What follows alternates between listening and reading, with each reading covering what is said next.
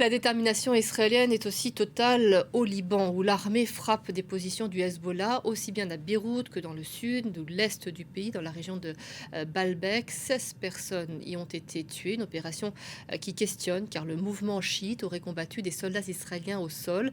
Il tentait de récupérer sans succès le corps du pilote Ron Arad, disparu depuis 40 ans. Alors pour les Libanais, ces nouvelles attaques israéliennes sont un choc. Ils sont des dizaines de milliers déjà à avoir fui leur foyer, ce qui fait craindre une crise humanitaire d'ampleur. On en parle sur ce plateau avec notre invitée, la porte-parole de Care France, Sadea Guillot. Bonjour madame. Bonjour. Je vous remercie beaucoup de nous expliquer, de nous faire un peu un état des lieux. On a notre correspondant bien évidemment à Beyrouth régulièrement, mais vous avez une photographie plus globale sur l'ensemble du pays. On a tous à l'image, à l'esprit l'image de cet exode il y a 1 an et demi d'ampleur. Ça avait été un traumatisme pour la population libanaise. Quelle est son ampleur aujourd'hui ? Bien plus importante. Parce que non seulement nous avons la population du Sud qui, tout à fait de manière similaire à l'année dernière, est partie, mais nous avons aussi, avec l'ordre d'évacuation qui a été donné à 4 quartiers du sud de Beyrouth, nous avons près de 700 000 personnes en plus qui ont été sommées en quelques heures de quitter leur logement. On n'a jamais vu ça, un tel appel à évacuer d'une telle ampleur. Inédit, glaçant aussi, parce que c'est vraiment des gens qui sont partis pieds nus, sans rien, en pyjama, dans la nuit, au petit matin, lorsqu'ils ont reçu ce SMS. Imaginez-vous, vous êtes dans votre lit et vous recevez par ce SMS, partez ou sauvez vos vies et évacuez vos vos foyers immédiatement. Voilà, il y a quelques minutes et ils savent que dans quelques minutes, potentiellement, leur vie est en train de voler en éclats. Ils ont tout perdu en quelques minutes et le nombre de déplacés est saisissant. C'est-à-dire que aujourd'hui, les chiffres, c'est très difficile d'avoir les chiffres exacts, mais on sait qu'on parle de plusieurs centaines de milliers de personnes. Et en plus, qui vont devoir partir ou qui sont sommés de partir vers l'Est ou le Nord, des régions elles-mêmes très appauvries, non seulement par la guerre de l'année dernière, mais déjà depuis 2019 et la grande crise économique de l'époque, plus l'explosion du port de Beyrouth.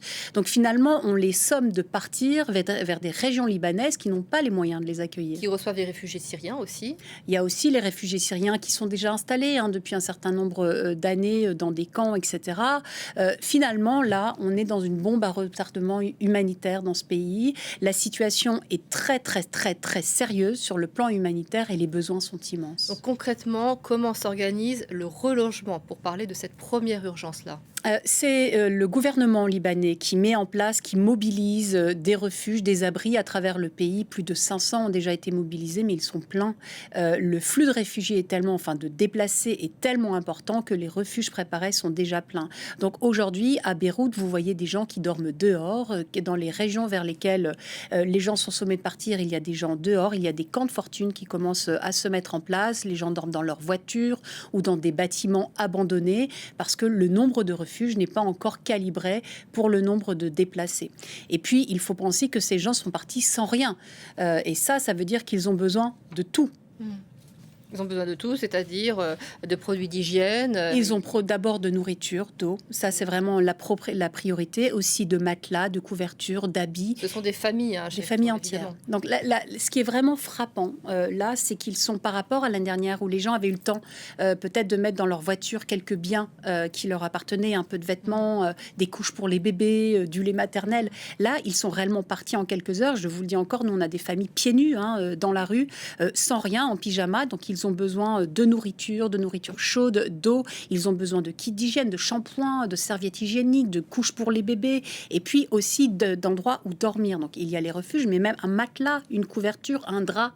Donc on est là dans une situation de dénuement total, bien supérieure à la situation de l'année dernière. C'est bien plus grave. Et donc comment vous travaillez sur le terrain alors ? D'abord en coordination avec le gouvernement libanais qui essaye d'organiser la complémentarité entre ONG, parce que CARE, nous on est là-bas depuis 20 ans, on a une forte expérience de ce qui se passe au Liban, donc on est déjà à l'œuvre évidemment, mais il faut surtout veiller, parce que les ressources ne sont pas du tout suffisantes à date, pour nous les ONG, mais aussi pour l'État libanais, donc il faut veiller à créer de la complémentarité. Donc on se coordonne ensemble et on se dit ok, tous les matins on a une réunion à 7h, où vont nos équipes, sur quel refuge vont nos équipes. Ah, là il y a du monde sur la corniche qui n'a plus à manger depuis 2 jours. Ok, CARE va sur la corniche. Voilà comment on se coordonne. personnes, mais cela va demander un effort de générosité très, très important. Avec les questions de sécurité qui entrent en ligne de compte, bien évidemment, on a vu qu'Israël ne respectait pas forcément tous les ordres d'évacuation.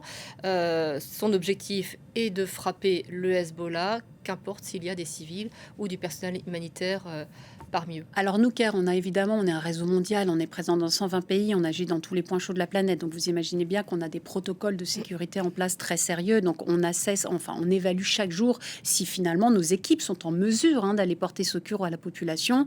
Pour l'instant, c'est le cas, donc on le fait. Mais chaque jour, on a cette évaluation sécuritaire parce que évidemment, on ne va pas mettre en danger nos personnels humanitaires. Je note aussi que notre personnel, à nous, il est libanais.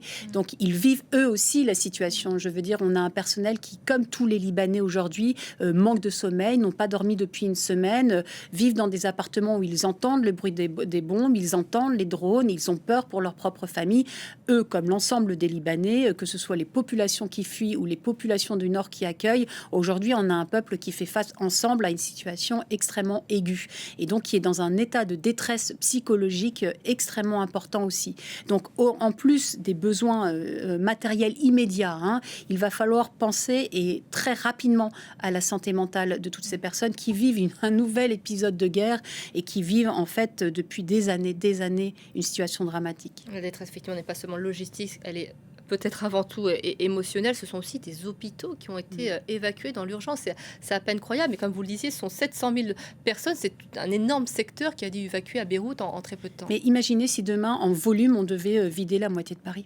Voilà ce à quoi fait face cette ville en quelques heures, et en vous disant partez ou mourrez, en gros, en substance, c'est ce qu'on leur a dit. Donc imaginez vous recevoir ce SMS demain à Paris, et ça c'est en volume, mais en pourcentage, c'est presque 1/6 de la population libanaise aujourd'hui qui est en mouvement, ramenée à la France. Et si demain il y avait 11 millions de personnes sommées de quitter leur maison, on est dans une échelle extrêmement grave. On a une bombe humanitaire qui est en train de se mettre en place, et on est dans un pays qui n'a pas les moyens de cette réponse. Donc il y a besoin absolument de solidarité internationale. Qu'est-ce que ça veut dire? Vous, moi, déjà, donnons s'il vous plaît. CARE a ouvert un appel aux dons. Donnez à CARE si vous le pouvez, parce que nous sommes sur place, mais donnez à n'importe quelle ONG, en vérité, dans laquelle vous avez confiance à partir du moment où elle est sur place. Vérifiez cela, que l'argent aille réellement aux personnes qui en ont le besoin le plus rapidement possible. Et puis ensuite, moi, je demande aux États, et notamment aux États européens et à la France, de prendre ses responsabilités. Prendre ses responsabilités à 2 niveaux, en libérant immédiatement, et il y a des lignes pour ça, de l'aide humanitaire et des financements aux ONG qui sont sur le terrain, mais aussi en appelant au respect de la vie civile. Parce que ce que l'on observe... Parce que je vais vous dire, que dit le droit international quand on voit de telles évacuations? Le droit international humanitaire est clair. Protéger la vie civile. On s'est équipé au lendemain de la Seconde Guerre mondiale, après le plus jamais ça, des horreurs de la Seconde Guerre mondiale, d'un socle de droit qui protège la vie civile. Aujourd'hui, dans l'ensemble de cette région et par l'ensemble des belligérants, la vie civile est parfaitement méprisée dans ce conflit et dans ces conflits. Aujourd'hui, au Liban, c'est frappant. On a reçu sur un SMS l'ordre d'évacuer 700 000 personnes. On appelle ça un déplacement massif de civils. C'est interdit au regard du droit international.